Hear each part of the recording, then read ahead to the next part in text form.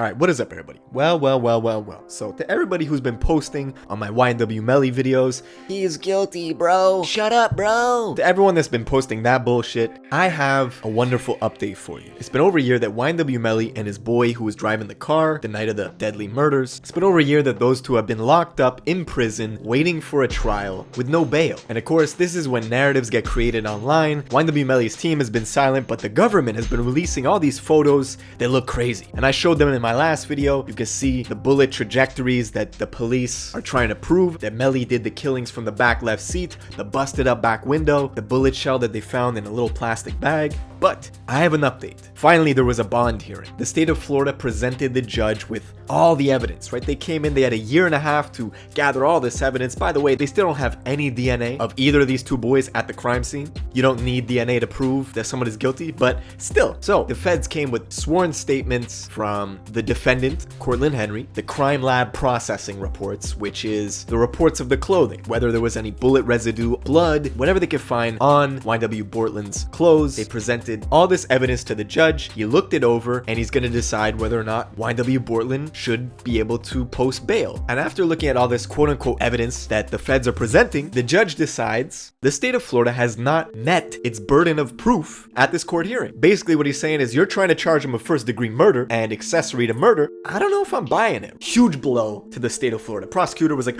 come on, brother. The judge said, no, bro, no. You gotta let Cortland Henry free. And now the judge is going to have an actual bond hearing to determine the pretrial release clauses. Whether he's allowed to leave the state, leave the city, leave his house, whether he needs to wear an ankle bracelet, all this stuff, that's to be determined. But basically the important part is good news for Melly, because if Cortland Henry is free to go on bond, then Melly has a good chance of being free to go on bond. That's a huge update. Just for fun, let's look at all the fuck ups that the feds have made. They dropped the ball a bunch of times, right? First of all, they arrested the wrong person, right? Someone who, according to them, appeared to look like YNW Melly at one of Melly's shows in Washington, D.C. Like, that's how he knew to turn himself in the first place, right? Is that they arrested the wrong guy, and then Melly's like, oh shit, apparently I'm wanted for arrest. I'm gonna turn myself in. Now, of course, you got some dumb fucks on the internet that think if you turn yourself in, this means you're guilty. No, you turn yourself in because it's illegal not to. You have to let the process play out. So that's one fuck up. The second one is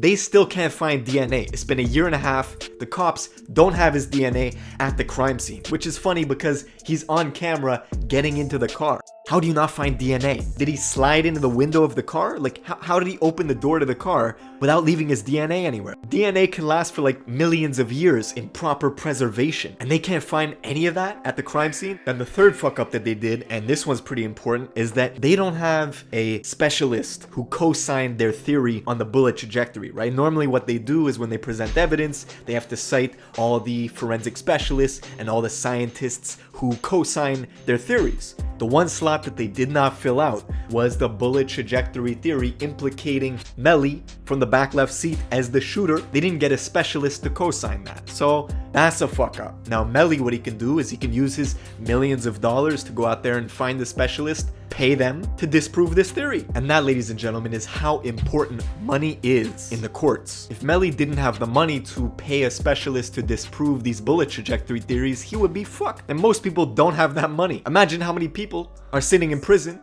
who just didn't have the money to fight the case. Crazy. Very interesting. The lawyer that used to represent YNW Melly in this case, his name on Instagram is Law Ronan. Very famous celebrity criminal justice lawyer. He no longer represents Melly because Melly actually upgraded his team. But the old lawyer is still following the case. A couple of weeks ago, he posted a photo of Melly and he said, "This will be a very interesting trial. I am no longer representing Melly in this matter, but I predict not guilty based on all the evidence that I have reviewed." And he also says that he believes bond will be granted to YNW Bortland, and most probably in the case of YNW Melly as well. And then someone asked in the comments, but if it wasn't him, then who did it? The drive-by was staged. They tried to cover it up. The two dead kids were last seen with them before they were all of a sudden dropped off, already dead at the hospital. The shell casing found under the seat Melly was sitting. Where is the reasonable doubt? So the lawyer responds and he says, prosecutors sometimes fall in love with what they think are facts that constitute the smoking gun. It happens very often. When this happens, they fail to see the variables. In this case, I think there are many variables. Bond will be granted in at least Cortland's case, and I believe ultimately in Melly's case as well. Real simple, this is how this plays out. The judge has to think of two things. One, is this enough evidence to keep them in prison up until the trial? And second, if I do let them out, would they leave the country? Would they go to, Bali or something to escape? Or would they be a danger to society if we let them go until the trial? And if the judge says no to either of those, then he has to give them bond. So it's up to the state of Florida to present a good case. And right now online, everyone's like, yo, it's fucking over. They're guilty. But the judge is like, no fam. And this is what I've been saying all along. This is not an open and shut case by any means. But I get it. Narratives are fun. People want this shit to be true. The rapper who made Murder on My Mind turns out that he kills his best friends. That's a good story for people to embellish, unfortunately. So I want to know what you think in the comments below. Do you think Melly is innocent? Do you think he's guilty? And then, do you think he's gonna beat the case? Or do you think he's fucked? Make sure you subscribe with notifications on, and I'll see you in the next video.